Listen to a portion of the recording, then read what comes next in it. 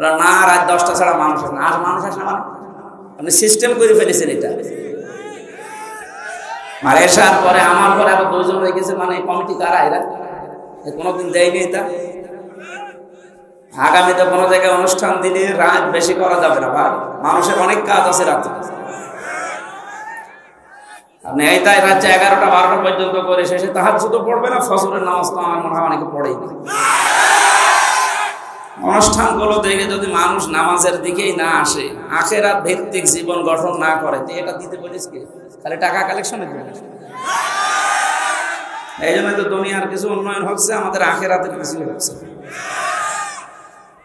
আগামীতে কোন জায়গায় রংপুর বিভাগের ভেতরে যদি নিয়ে আসেন, আমি হাতে পায়ে ধরে বলছি আমার সাথে কাউকে রাখবেন না, আর রাখলে ওকে মাগরিব থেকে এশা পর্যন্ত শেষ করে দেবে। এশার নামাজ চাই কয়টায় হোক, যদি 7:30টায় হয় আমার 8টায় তুলে দেবে। তাফসীর করতে হলে 1-1.5 ঘন্টা সময় লাগে একটা আয়াতের উপরে। আপনারা মানে তোলেনি রাত 10টায়, আমারে ডাক্তার বলছে রাত 10টার ভেতরে ঘুমিয়ে পড়বেন। সেদিন দেখলেন না রংপুরে এসে কি অবস্থা হয়েছিল, মরেই তো গিয়েছিল। আমার মিনি স্টক হয়েছিল ঢাকায় পরীক্ষা করার পর, এই সাইডটা পুরো ড্যামেজ হয়ে গিয়েছে। ডাক্তার বলছে আপনি ঘুমাবেন, রাত 10টার পরে জীবনও জেগে থাকবেন, তাহলে কিন্তু আবার ওরকম। এখন কি করবো বলেন? আপনাদের বারবার এসে বলছে আমরা রাত 9টা থেকে 9:30টায় তুলে দেবে। কালেকশনই শুরু করেন। এসার পরে যদি 2 জন রাখবেন, তা আমার নিয়ে আসলেন কেন? আমি ওখান থেকে বাড়ি চলে যেতাম। যেহেতু রেকর্ড হচ্ছে, আগামী থেকে এটা করবেন না ভাই। আমার এই যদি মেরে ফেলেন, কি গরু দিয়ে চাষ করবেন? গরু মেরে হবে? কিছুদিন আরো বাঁচতে দেন। এমনি জালেমরা যা করেছে 3টা বছর, জীবনটা শেষ করে দিয়েছে। 3 বছর ফাঁসির কন্টেম সেলের ভেতরে খেয়ে না খেয়ে বেঁচে আছি, অনেক ভালো। মরে যাওয়ার কথা ছিল। ওরা যা আচরণ করেছে, আর সে বৈষম্যের শিকার বানিয়ে রেখেছিল জেলখানার ভেতরে।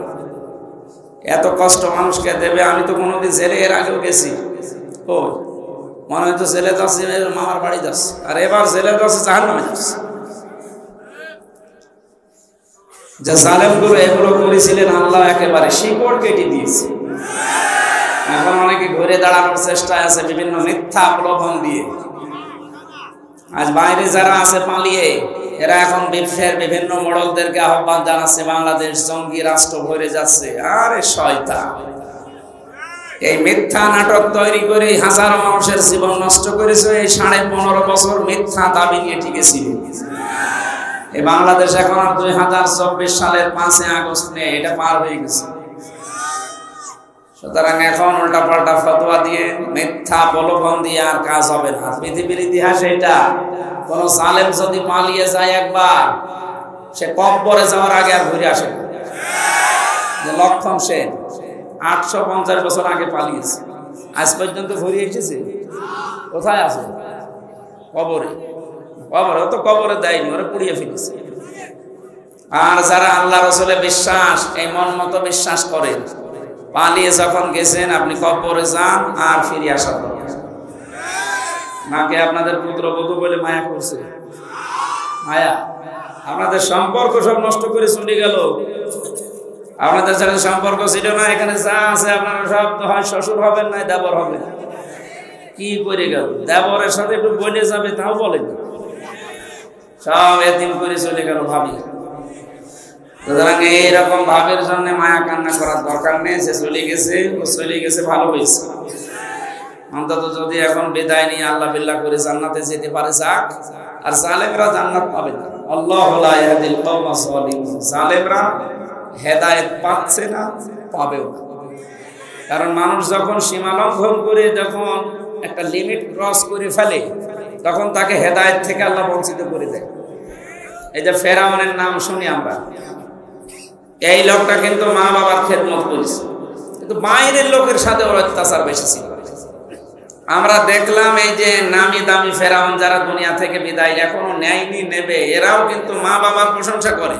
তো দুনিয়ার মানুষের সাথে এদের সম্পর্ক ভালো।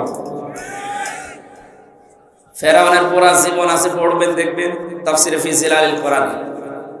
ওর সারাটা জীবন, আমি এই যে এতদিন হায়াতে 650 বছর রাজত্ব করেছে, বিশাল হায়াত পেয়েছি। এই বিশাল হায়াতের ভেতরে কোনোদিন ওর মা বাবার সাথেও খারাপ আচরণ করে। কিন্তু ওর মা বাবার কাছে প্রতিদিন 8-10টা করে বিচার আসতো যে আপনার ছেলে এই করেছে, আপনার ছেলে এই করেছে। এইরকম বিচার করতে করতে শেষ পর্যন্ত বাবা বাধ্য হয়ে ওর ত্যায্য পুত্র করেছে। পৃথিবীর ইতিহাসে প্রথম সন্তান হিসাবে বাদ দিয়ে দেয়, স্বীকার করে না, সন্তানকে ত্যায্য পুত্র করার সিস্টেম ফেরাউনের বাবা থেকে শুরু। একটা সন্তান কত গোল্লায় গেলে তাকে ত্যায্য পুত্র করে বলে আমার ফাঁসি চাই। এ বইটা একটু পড়ে, আমি সেদিন পুরাটা শেষ করেছি।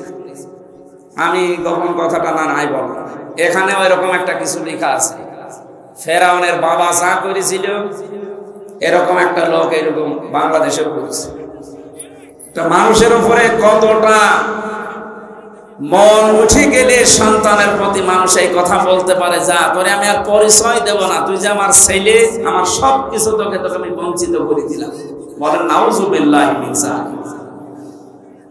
ফেরাউন যেদিন মারা যাচ্ছিল ওই দিনও বলেছিল আন্নাহু লা ইলাহা ইল্লাল্লাযী আমানাত বিহি বানু ইসরাঈল ওয়া আনা মিনাল মুসলিমিন। আমি ঈমান আনলাম ওই আল্লাহর উপরে যার উপরে ঈমান এনেছে বনি ইসরাঈল, আর আমি মুসলমান। এ পর্যন্ত কোনোদিন শুনেছেন না শোনেননি? শুনেছেন? কি শুনেছেন বলেন? এখানে কয়েকটা শিক্ষা আছে, যারা আলেম আছে আর যারা লেখাপড়া করেন তাদেরকে বলছি, কি কোনোদিন এখান থেকে কিছু বের করতে পেরেছি? আমি তো বাংলাদেশ নিয়ে আয়াতের সাথে মিলিয়ে বহু কিছু পেয়েছি। এর এক নাম্বার হচ্ছে ফেরাউন স্বীকৃতি দিয়েছিল আল্লাহর একাত্মবাদের, আন্নাহু লা ইলাহা ইল্লাল্লাযী আমানাত বিহি বানু ইসরাঈল। আল্লাহর একাত্মবাদের স্বীকৃতি দিয়েছে, কিন্তু সরাসরি বলে না আল্লাহ আমি তোমার প্রতি ঈমান আনলাম। ও ঘুরিয়ে বলছে, ও ঘুরিয়ে বলেছিল আমি ঈমান আনলাম ওই আল্লাহর উপরে যার উপরে বানি ইসরাঈলরা ঈমান এনেছে। ফেরাউন সরাসরি আল্লাহকে ডাকে নাই, ঘুরিয়ে। কিভাবে বলেন না কেন? আজ দেশের দিকে তাকান, অনেকেই সরাসরি আল্লাহকে ডাকতে চায় না, ঘুরিয়ে। আপনি আল্লাহু আকবার বলে না, বলে আল্লাহ সর্বশক্তিমান। কেন এটা বলা লাগবে? আল্লাহু আকবার বলতে আপনার সমস্যা কি? বলে আমি অর্থ বলি। কিসের অর্থ? আল্লাহু আকবার মানে আল্লাহ সর্বশক্তিমান না, আল্লাহু আকবার মানে আল্লাহ সবচাইতে বড়, সর্বশক্তিমান। বাংলা যারা লেখাপড়া করে দেখেন এর ভেতরে অনেকগুলো শব্দ শিরিক লুকিয়ে আছে। আমার যেহেতু এটা আলোচনার সাবজেক্ট না, এটা সেমিনার না, ওইভাবে আপনি বুঝবেন না। সুতরাং আল্লাহু আকবার না বলে যারা ঘুরিয়ে ফেরাউনের মতো আল্লাহ সর্বশক্তিমান এই কথা বলেন, আমার মনে হয় তাদের ভেতরে ফেরাউনের কোনো দোষ লুকিয়ে আছে। দ্বিতীয় নম্বর, এটা এবার অনেকের সাথে মিলবে। দ্বিতীয় নম্বরে ফেরাউন স্বীকৃতি দিয়েছিল আল্লাহ, কিন্তু ওই জামানার যিনি প্রেরিত পুরুষ হযরতে মুসা, কে জবাব দেন না? ওই জামানায় আল্লাহ তাকে নবী রাসূল করে পাঠিয়েছিলেন, প্রেরিত পুরুষ বলা হয়, তার নাম কি? ও কিন্তু এ কথা বলে নাই আন্নাহু লা ইলাহা ইল্লাল্লাহ মুসা কালিমুল্লাহ, বলে না। ও বলেছিল আল্লাহর স্বীকৃতি দিলাম, কিন্তু মুসা নবীর সাথে আমার দ্বন্দ্ব আছে, মুসা নবীকে আমি মানি না। এ কথাও না বলার কারণে মুখের ভেতরে কাদা দিয়েছে। এখান থেকে আমার প্রায় 8টা না 9টা শিক্ষা আমি তাফসিরে দেখেছি। এর প্রথম শিক্ষা হচ্ছে, কোন মানুষ যদি আল্লাহকে মানে কিন্তু ওই জামানায় যিনি প্রেরিত পুরুষ তাকে মানে না, তার মরণ হবে ফেরাউনের মতো। আর বাংলাদেশে এটার সম্ভাবনা বেশি। আমি বলবো, রাগ করবেন না তো? আমার গায়ে লাগছে এরকম বলবেন না তো? এদেশে বহু মানুষ বলে আমি কি নামাজ পড়ি না, আমি রোজা রাখি না। আরে ভাই, নামাজ পড়া রোজা রাখা কার হুকুম? বলেন বলেন। হজ করেন কার হুকুম? দান সদকা করেন কার হুকুম? আপনি আল্লাহটা মানলেন, কিন্তু তার প্রেরিত পুরুষ এই জামানায় কে? মুহাম্মদুর রাসূলুল্লাহ। কি মানেন না? এই জামানার জন্য এখন শুধু না, কিয়ামত পর্যন্ত বলি ইয়া আইয়ুহান নাস ইন্নী রাসূলুল্লাহি ইলাইকুম জামিআ। হে নবী, আপনি বলেন আমি তামাম দুনিয়ার সব মানুষের জন্য আল্লাহর পক্ষ থেকে কি হয়ে এসেছি? রাসূল। বলেন বলেন। রাসূলের বাংলা অর্থ কি? প্রেরিত পুরুষ। বাংলা অর্থ কি বলেন? সুতরাং এই জামানার জন্য যিনি পাঠিয়েছেন আল্লাহ, তাকে কিয়ামত পর্যন্ত যিনি ফাইনাল, যার সিগনেচার ছাড়া আপনি জান্নাত যেতে পারবেন না। আল্লাহর কথা বললে আপনি মেনে নেন, এটা আমিও দেখতে পাচ্ছি, কিন্তু রাসূলুল্লাহর রিসালাতের কথা যখনই বলা হয়, তিনি যখন রাসূল হয়েছিলেন 40 বছর বয়সে, এখান থেকে মরণ পর্যন্ত কত? 23। বলেন না কেন? 23 বছরের 13 বছর শুনতে অনেক মানুষ রাজি আছে, বলে 13 বছর মক্কায় শুধু মায়ের খেয়েছে। বলেন, আমিও কান্নাকাটি করি, আপনিও কাঁদেন। কিন্তু বাকি 10 বছর যে উনি প্রেসিডেন্ট ছিলেন, প্রেসিডেন্ট এমনি হওয়া যায়? বলেন। ওই কথাগুলো যখন তাফসিরের থেকে তুলে আনা হয়, তখন বলে না, এইটা তো কেমন হয়ে যাচ্ছে, এটা রাজনীতি, এটা দুনিয়ার কাজ। আল্লাহর কসম, এই বিশ্বাসে বিশ্বাসী যারা, রাসূলের 13 বছর মানে 10 বছর মানে না, ওর মরণ হবে ফেরাউনের মতো। এই হিসাবে বাংলাদেশে এবার মিলান তো মানুষ আছে না নেই? আমি তো অনেক মানুষ দেখতে পাই, কথা বললে বলে আমি আল্লাহকে মানি না, আমি আল্লাহর বিধান মানি না। মানে তো আমিও জানি ফেরাউনও আল্লাহ একজন আছে, কথা বিশ্বাস করেছিল, ঠেলায় পড়ি। কিন্তু যখন সীমা একেবারে লঙ্ঘন করে গেছে, রিসালাত না মেনে, আল্লাহ তাকে হেদায়েত থেকে বঞ্চিত করে দিয়েছে।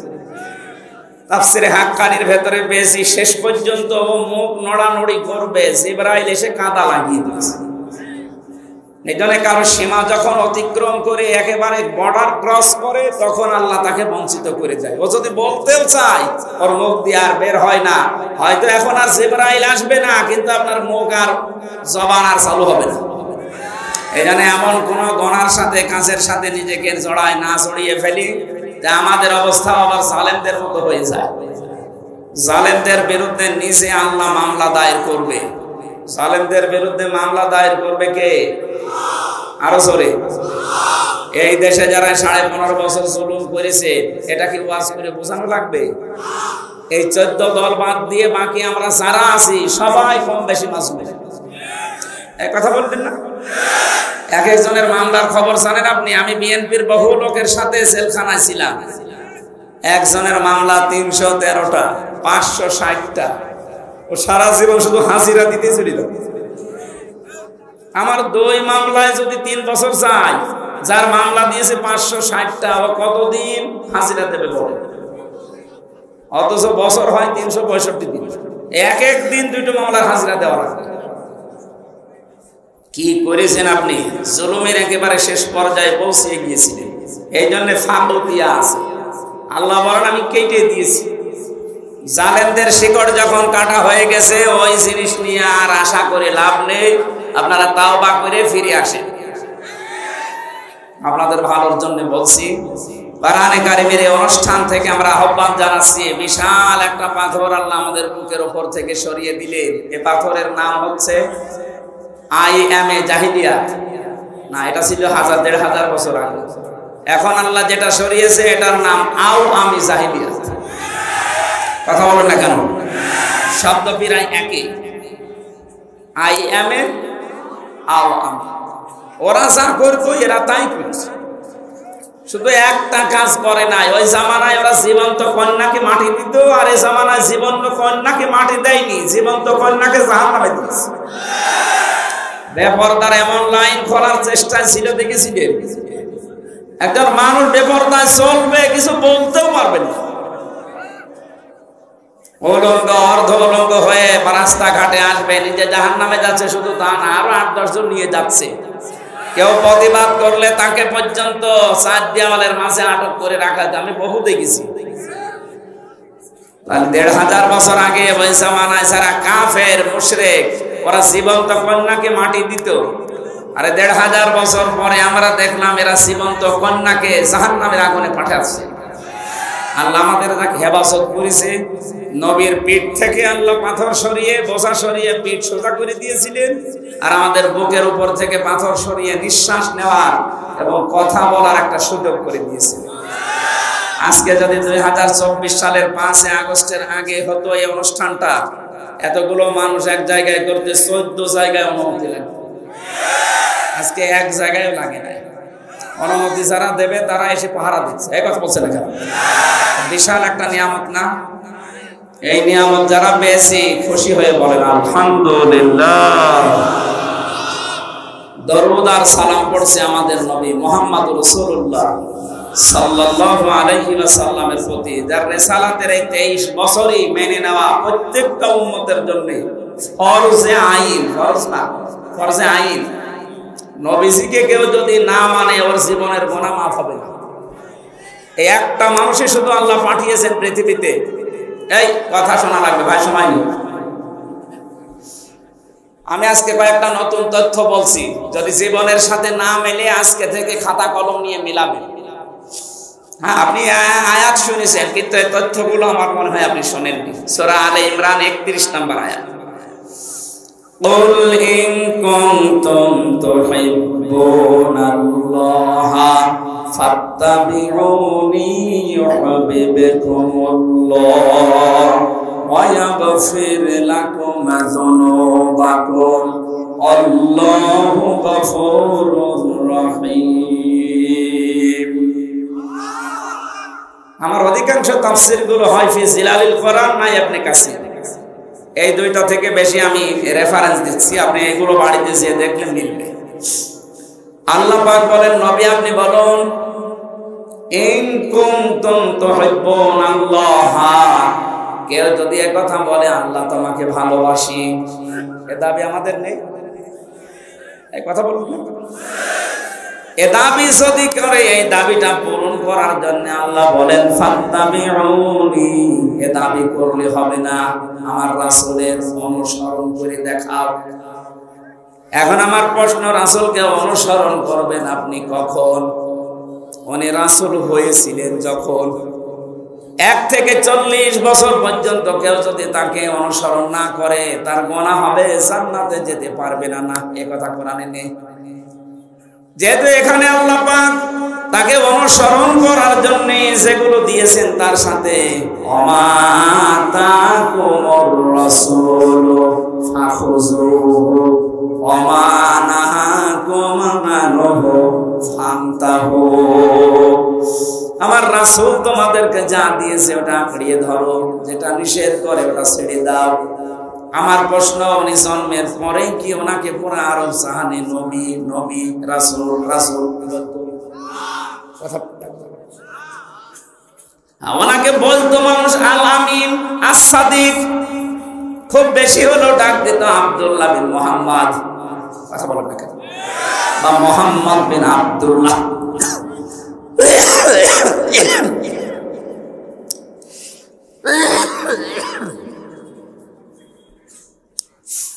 এই ফ্যানটা 2 মিনিট দেন তো, 2 মিনিট পরে বন্ধ করে দিন।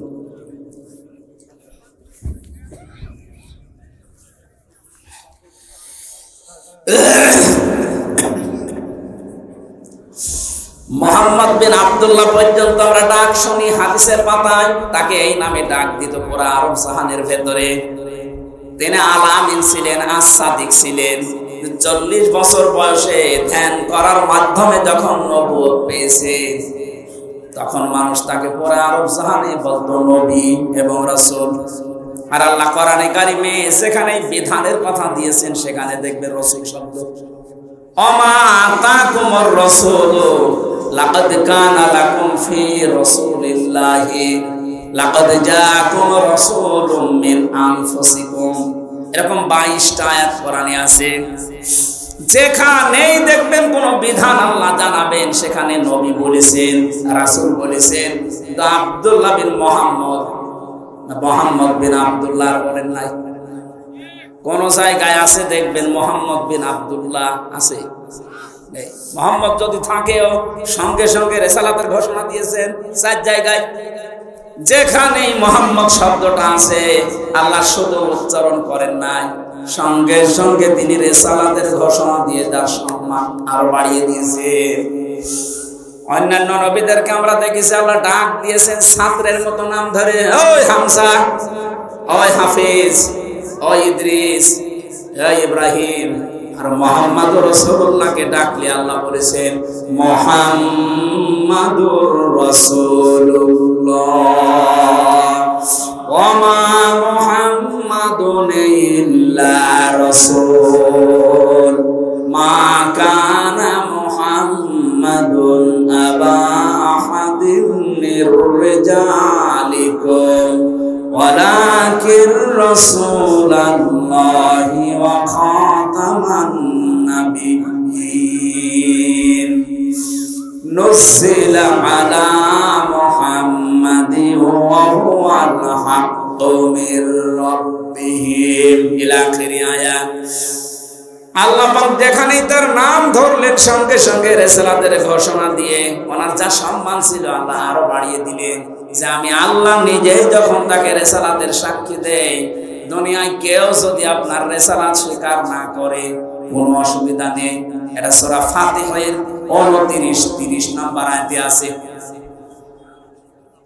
আমার বোঝানোর বিষয় ছিল এখানে, তাহলে অনুসরণ করা লাগবে আব্দুল্লাহ মোহাম্মদ বিন আব্দুল্লাহকে না রাসূলুল্লাহকে? আরো জোরে বলেন। রংপুর পাশে সহজ সরল, একেবারে সহজ সরল হবে না, একটু কান চোখ মুখ খোলা রাখেন। আপনি অনুসরণ করবেন। উনি যখন রাসূল হয়েছিলেন সবাই এক বাক্যে স্বীকার করবে তামাম দুনিয়া যে উনি রাসূল হয়েছিলেন 40 বছর বয়সে। তার মানে 1 থেকে 40 যদি কেউ না মানে তার গোনা নেই, কিন্তু 40 থেকে 63 এই 23 বছর না মানলে তার জান্নাত নেই। এর 1 সেকেন্ড আপনি বাদ দিতে পারবেন না। এই রিসালাতের জিন্দেগিতে যেভাবে ঘুমিয়েছে যদি আপনি ওইভাবে ডান কাতে ঘুমাতে পারেন, পুরা ঘুমটা হবে ইবাদত। উনি যেভাবে টয়লেটে গিয়েছেন, কেউ যদি ওইভাবে টয়লেটে যেতে পারে পুরা 10 মিনিট 15 মিনিট হবে ইবাদত। প্রশ্ন আসতে পারে টয়লেট করার ইবাদত হয়? হ্যাঁ হয়। আপনি যদি তরিকাটা রাসূল থেকে নেন আর তরিকা যদি আব্রাহাম লিঙ্কন থেকে নেন, এই ডোনাল্ড ট্রাম্প যেভাবে পায়খানা করে, ও মনে হয় পায়খানায় যাওয়ার আগে বলে আল্লাহুম্মা ইন্নী আউযু বিকা। পড়েছে কোনদিন? পড়ে না। ডোনাল্ড ট্রাম্প 10 মিনিট না 10 ঘন্টা টয়লেটে বসে থাকে, ওর কোনো ইবাদত নেই। কারণ ওর তরিকাটা রাসূলের মতো না, ওর তরিকা ওর বাবার মতো। কথা বলেন ঠিক কিনা? তাহলে এখান থেকে অনুসরণ আরম্ভ করবেন 40 থেকে 63। এটা ক্লাস চলছে। 40 থেকে 63 মাস্ট বি 23 বছরের প্রত্যেকটি সেকেন্ড আপনাকে মানা লাগবে। কেউ যদি 1 সেকেন্ডও অস্বীকার করে সে আর রাসূলের উম্মত নেই। আল্লাহর ভালোবাসার দাবি তার কাছে অনেক আন্দাজে করে। আল্লাহ নিজে ঘোষণা দিলেন, যদি আল্লাহকে ভালোবাসি এই দাবি করো তাহলে আমার রাসূলের অনুসরণ করো। এখন আমার প্রশ্ন, রাসূলের অনুসরণ করবেন অর্ধেক না পূর্ণাঙ্গ? এ বাংলাদেশের সাথে এবার আপনি মিলান তো। বহু মানুষ আমরা রাসূলের আশিক আছে, বহু মানুষ আশিকে রাসূল দাবি করছে, কিন্তু অনুসরণ হচ্ছে আংশিক। হয়তো রাসূলের মতো দাড়ি রাখে, রাসূলের মতো টুপি মাথায় দেয়, জুব্বা গায়ে দেয়, পাগড়ি বাঁধে রাসূলের মতো, জিকির করে রাসূলের মতো, স্ত্রীকে পর্দায় রাখে রাসূলের মতো, অর্থনীতিতে গিয়ে টাকা পয়সার লেনদেনে গিয়ে রাসূলের মতো আর করে না, তখন করে আব্রাহাম লিঙ্কনের মতো। এলাকায় আমি জানি বহু মানুষ এখানে বসে আছে, টাকা ছেড়ে রাখে, টাকা আসে, 1000 টাকা দেয়, প্রত্যেক মাসে মাসে 100 টাকা বেশি পায়। এটা তো বাবা শাহজালাল, সব হালাল। এই কাজ করেন কারা কারা? হাত তোলেন। এ আবার 2 হাত তুলিস, এর মনে হয় মাথার তার কাটা আছে। মানুষ 1 হাত তোলে না, 2 হাত তুলিস, হয়তো তার কাটা বোঝাই যাচ্ছে, সমস্যা আছে। ওর দাঁত বের করা দেখি আমি বলিস তার পুরাটা কি বলিস। আমি হাসির জন্য বলি না। বলেন, এখানে একটা লোক হাত তুললেন না, সত্যি কি এই গোনা এলাকায় নেই? কার ভয়ে হাত তোলেন না? এই ইদ্রিসের ভয়ে? হ্যাঁ, না না, আমরা এরকম মাহফিল চাই না। যারা এই গোনাতে আছেন আজকে বাড়ি যেয়ে এই গোনা ছেড়ে দেওয়া লাগবে। এটা মায়ের সাথে জেনা করার গোনা। আপনি না খেয়ে মরে যান, কোনো অসুবিধা নেই, মরে গেলে আপনি জান্নাত পেতে পারেন, কিন্তু মায়ের সাথে জেনা করে গেলে না, আপনার জান্নাত নেই। সুতরাং এই কাজ আজকে থেকে বাদ দেওয়া লাগবে, নয়তো আপনি মাহফিল শুনতে এসে ভুল করেছেন। অনেকে এলাকায় জমি জায়গা, আমি 1 বিঘা জমি ইদ্রিস ভাইকে দিলাম, ওনার কাছে 70,000 টাকা নিলাম, এটারে কি বলে? এই বন্ধক জায়েজ নেই। জায়েজ করার জন্য দুইটা পদ্ধতি আছে, যদি মেনে নিতে পারে তাহলে করবেন, না হলে ওনার জমি ওনারা ফেরত দেবেন। আমি বলবো, আপনি মানবেন তো? টাকা দিয়ে বের করে দেবেন। যতদিন ইদ্রিস ভাই আমার জমিটা করে খাবে ততদিন ওনাকে সরকারের যে খাজনা আছে বছরে বছরে এটা ওনার দেওয়া লাগবে। 2 নম্বরে যখন আমার কাছ থেকে টাকা ফেরত নেবে 70,000 8-10,000 টাকা কম নেওয়া লাগবে। আপনি 2 বছর 5 বছর 10 বছর করে খান, নেওয়ার সময় 8-10,000 কম নেবে। এই দুইটা সিস্টেম যদি মানতে পারেন জায়েজ আছে, না হলে এটা বাদ দেন। আরো দুইটা পদ্ধতি আছে। এর পরেরটার নাম আমরা মনে হয় আমাদের কুষ্টিয়ায় বলে খাই খালাসি, খেয়ে দে এসো।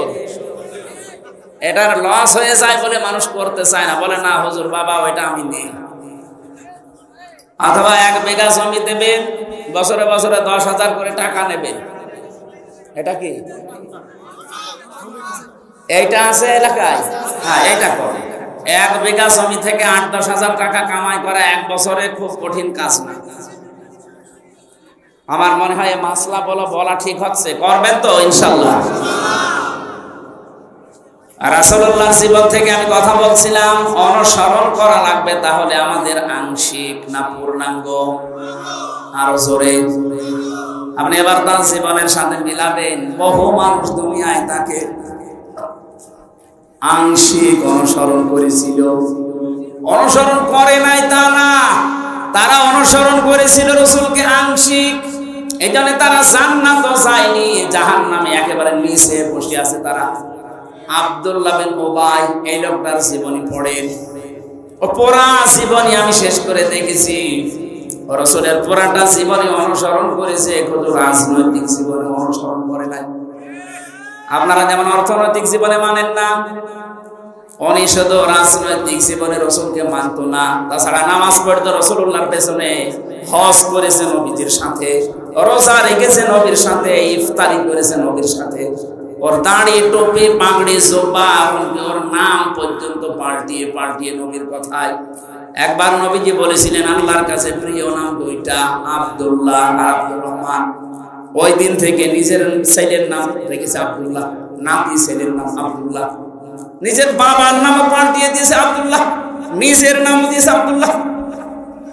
এত পছন্দ করতো নবীর কথাকে, শুধু শুনতে দেরি মানতে দেরি করতো না।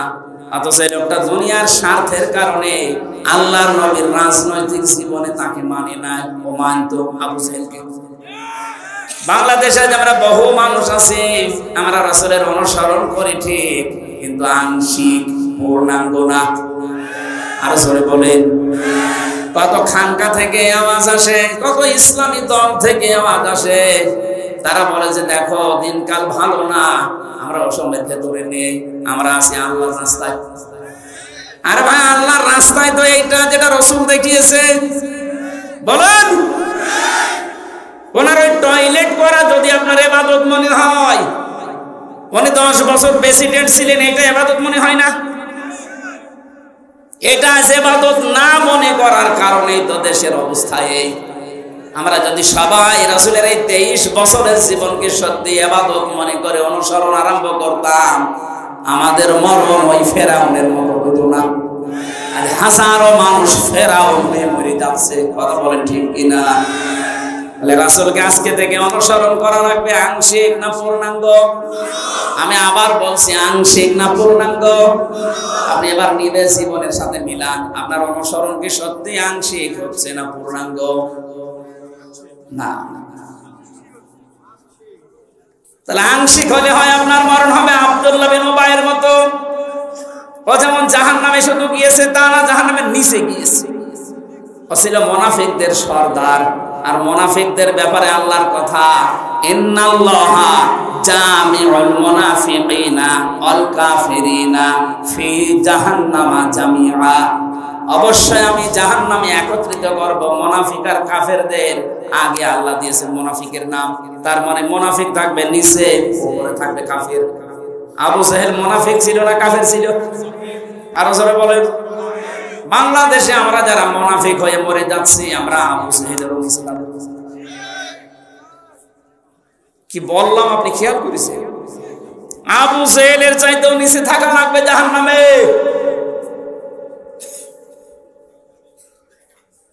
এবার প্রশ্ন আসতে পারে মুনাফিক হলাম কি করে? হ্যাঁ, নবীজি ইন্তেকালের আগে কিন্তু এই কথা জানিয়েছেন যে মুনাফিক তৈরি হবে শুধুমাত্র মুসলমানদের ভেতরে। এখন যদি আমার ইদ্রিস মাওলানা বলে আমি ইহুদি দেখব, আপনি ইসরায়েলে যান শুধু ইহুদি পাবেন, পুরাটা ইহুদি। কেউ যদি আমারে বলে আমি হিন্দু দেখব, পাশের রাষ্ট্রে যান, ভারতে যান, শুধু হিন্দু পাবেন। কেউ যদি বলে আমি খ্রিস্টান দেখবো, আমেরিকায় যান, শুধু খ্রিস্টান। কোন মানুষ যদি বলে বৌদ্ধ দেখবো, এই যে পাশের রাষ্ট্র মায়ানমারে যান, শুধু বৌদ্ধ পাবেন। ওই লোকটাই যদি বলে আমি জাহান্নামে নিচে থাকবে মুনাফিক, মুনাফিক দেখবো, কোথায় পাঠাবো?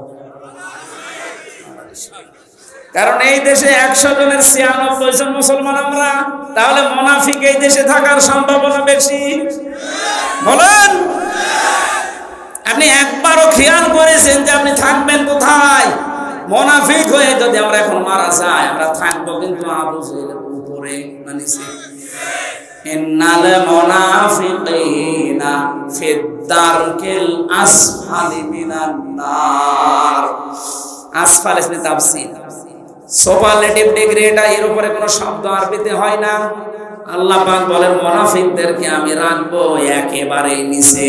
ওয়ালান তাজিদা লাহুম নাসীরা। তাজিদার আগে লান আছে, মসারের আগে লান আসলে বাংলা অর্থ দাঁড়ায় জীবনেও হবে না।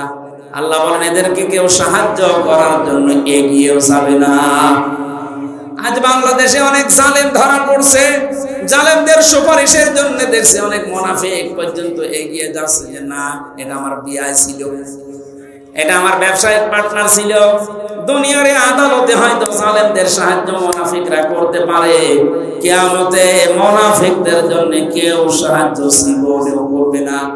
আর সেই মুনাফিক হয়ে আমরা অধিকাংশ মানুষ মারা যাচ্ছি। আয়াতুল মুনাফিকি সালাসা, মুনাফিকের আলামত চিহ্ন 3টা। ইদা হাদ্দাসা কাযাবা, কথা বললেই মিথ্যা বলে। এদেশে নেই, আর জোরে বলেন।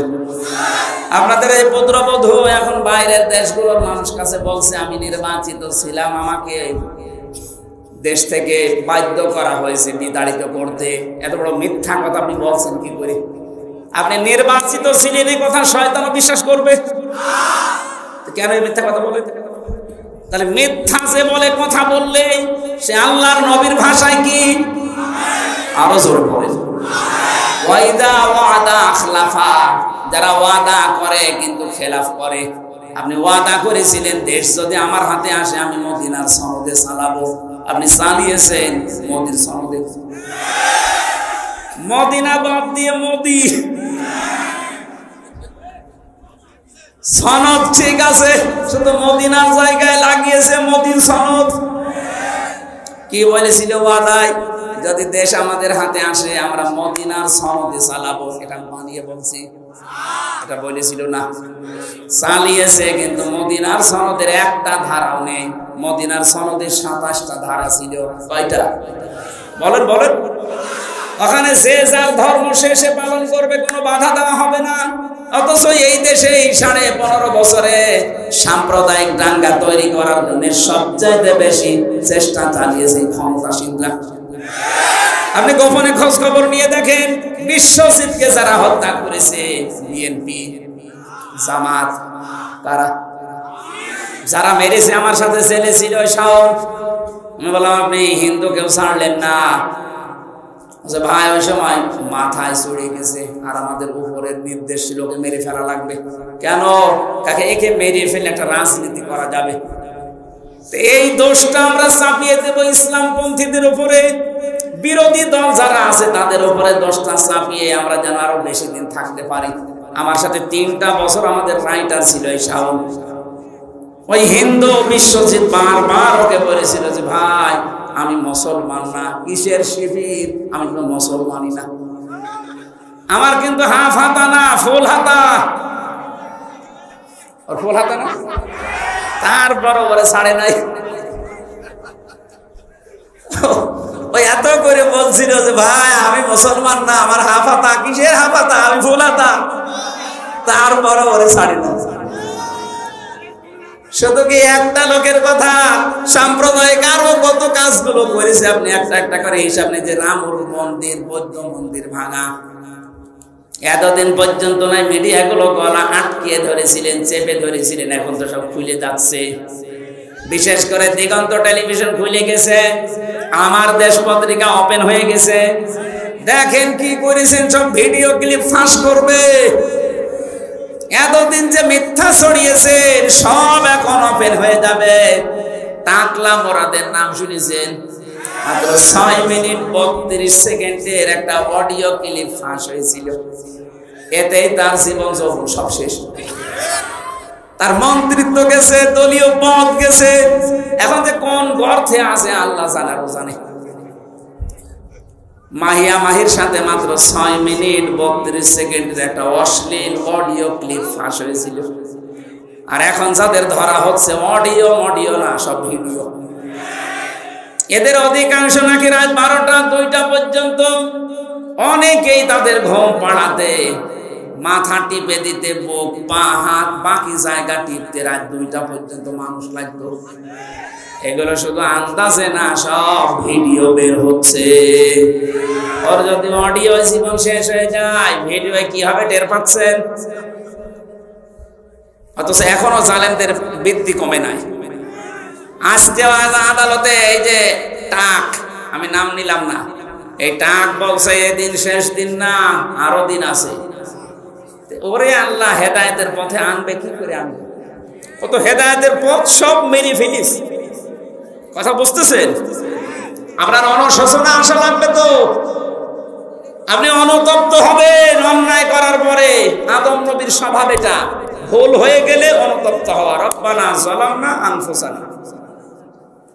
আর শয়তানের স্বভাব হচ্ছে ভুল হলে অনুতপ্ত হওয়া না, ও আর্গুমেন্ট পেশ করে।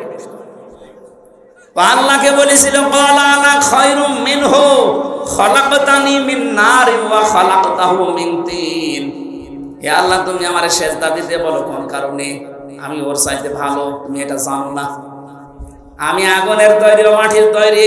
আমার কাজ উপরে ওঠা, ওর কাজ নিচে যাওয়া।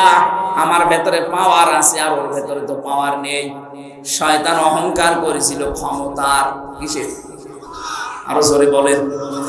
কিয়ামত পর্যন্ত যারা ক্ষমতার অহংকার করবে, সে যেই হোক, আর মানুষ নেই, ও টাটকা শয়তান। শয়তানকে আল্লাহ 2টা জিনিস থেকে বঞ্চিত করে দিয়েছে। 1 নম্বরে কোনদিন আল্লাহ শয়তানকে মাফ করবে না। 2 নম্বরে কোনদিন আল্লাহ শয়তানকে জান্নাতে দেবে না। কথা বলে না কেন? প্রশ্ন আসতে পারে, বাংলাদেশে শয়তান থাকে কোথায়? সূরা আরাফ 16 নম্বর আয়াতে আছে, ক্বালা ফাবিমা আগাওয়াইতানি লা আকউদান্না লাহুম ইলা সিরাতাকাল মুস্তাকিম। আল্লাহ পাক বলেন, শয়তান আমাকে চ্যালেঞ্জ দিয়ে বলেছিল, রব্বুল আলামিন, যাদের জন্য আজ আমার সব বরবাদ হয়ে গেল, এদেরকে আমার সাথে আমি জাহান্নামে নেওয়ার জন্য কোন খারাপ রাস্তায় যাব না। লা আকউদান্না লাহুম সিরাতাকাল মুস্তাকিম। ভালো ভালো রাস্তার মোড়ে মোড়ে আমি কিন্তু অবস্থান নেব। শয়তান সিনেমা হলের সামনে যে দেখবেন রংপুরে পাবেন না, কারণ ও জানে যে এখানে যারা বান্ধবী নিয়ে আসবে শো দেখতে, এগুলো আমার চাইতে বড় শয়তান। শয়তান রাজবাড়ির ওই গলন্দ ঘাটে যায় না, কারণ ও জানে যে এখানে যারা আসে এ আমার চাইতে খারাপ। শয়তান যায় কোথায়? এই দেওতে, পীরগাছা, রংপুরে কোরআনের আলোচনা হবে। শয়তান মানুষের সুরত নিয়ে হোক, আর শয়তান নিজেই হোক, বসে আছে বিভিন্ন জায়গায়, মানুষকে ধোঁকা দিয়ে বোকা বানিয়ে বলবে এখানে কি, এখানে রাজনীতি হবে, চলো চাই। অর্ধ উলঙ্গ উলঙ্গ ড্যান্স হচ্ছে, ওইটা দেখে চোখের মজা নাও। এই কথা বলছে না কেন? এরকম শয়তান নেই? হয়তো আপনি দেখতে পাচ্ছেন না তাই। শয়তানের শেষ কথা ছিল, ফাম্মালাতিয়ান্নাহুম মিন বাইনি আইদিহিম ওয়া মিন খালফিহিম ওয়া মান আইমানিহিম ওয়া আন শামাইলিহিম ওয়া লা তাজিদু আকসারাহুম শাকিরিন।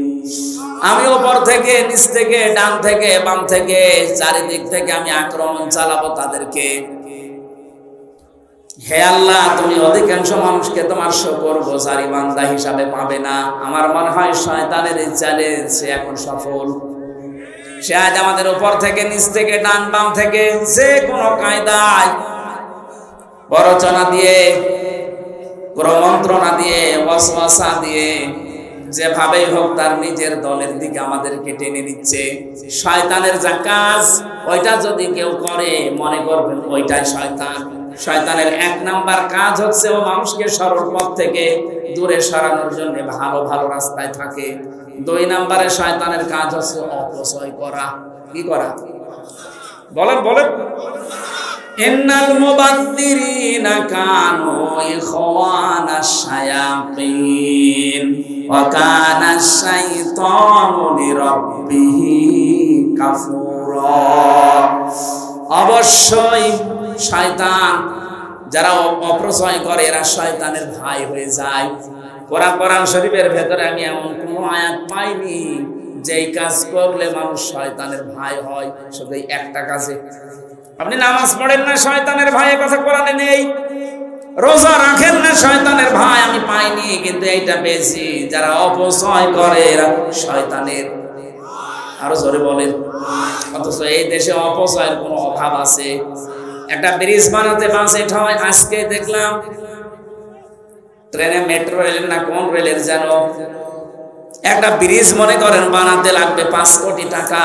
5 কোটি টাকা বাজেট হওয়ার পরে 3বার আবার বাড়াতেই থাকে।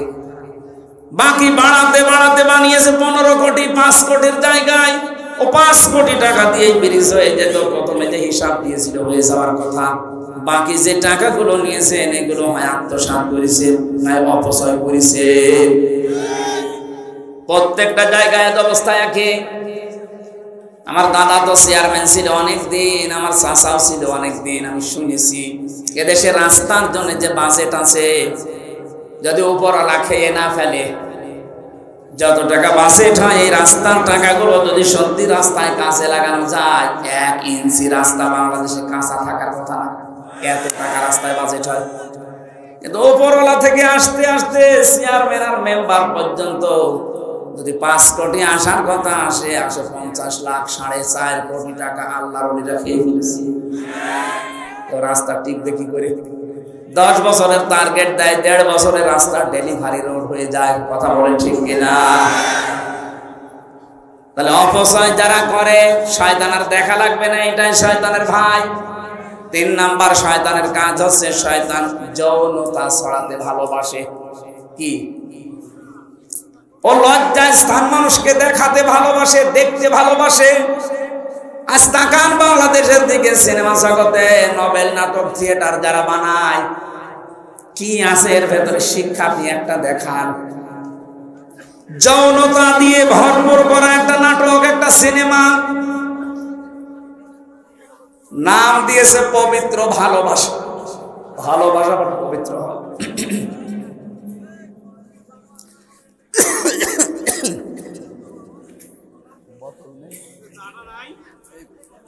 বোতল দেখি।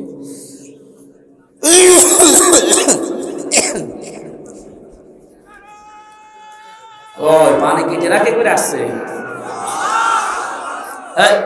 কথা বলা যাবে না, এমনি সময় তাড়াতাড়ি করেন। কি করেন? পানি দিতে। আরে ভাই পানি দিতে বলছি।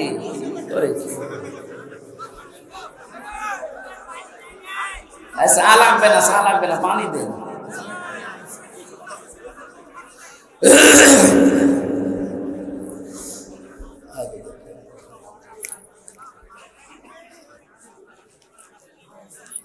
এটা থাক এখানে, কেউ নিয়ে নেই। সুবহানাল্লাহ, আলহামদুলিল্লাহ, লা ইলাহা ইল্লাল্লাহ, সুবহানাল্লাহ, আলহামদুলিল্লাহ। এই ছেলে, কোথায় যা? 1-1.5 ঘন্টা বসে থাকতে পারো না, আবার বিয়ের জন্য লাফা। বল দেখবে। সুবহানাল্লাহ,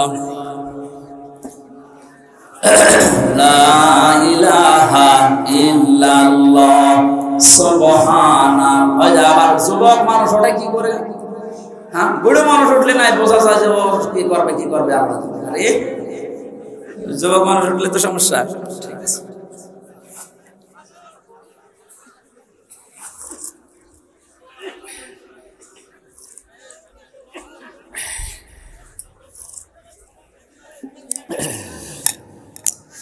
সুবহানাল্লাহ আলহামদুলিল্লাহ লা ইলাহা ইল্লাল্লাহ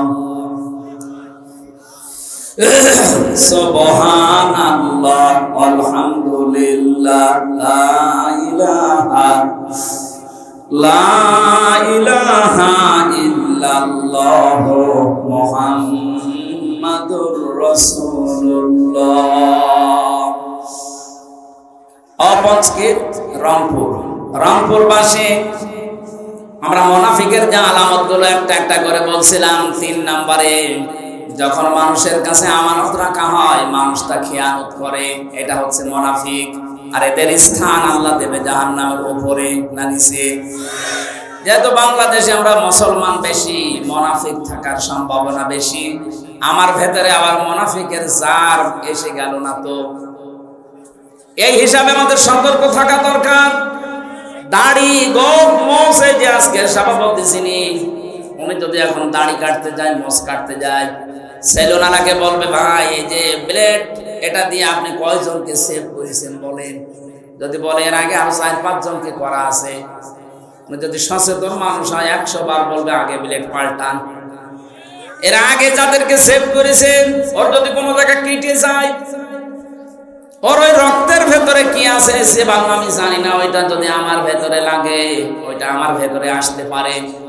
দাড়ি সেভ করতে গিয়ে, গোপ কাটতে গিয়ে এত সচেতন মানুষটা, অথচ মুনাফিকের যে জার গুলো আমি কথা বললাম এতক্ষণ, এটা আবার আমার ভেতরে এসে গেল কিনা একটা বারের জন্য আমাদের অনুভূতি নেই, চিন্তাও নেই। পাগলও তো চিন্তা করবে। এই জন্য মুনাফিকের যে কথা বলছিলাম, আব্দুল্লাহ বিন উবাইয়ের অনুসরণ করা রাসূলকে হয়েছিল ঠিক, কিন্তু পূর্ণাঙ্গ না আংশিক। আমরা আবার যেন রাসূলের অনুসরণ আংশিক না হয়, যেন পূর্ণাঙ্গ হয়।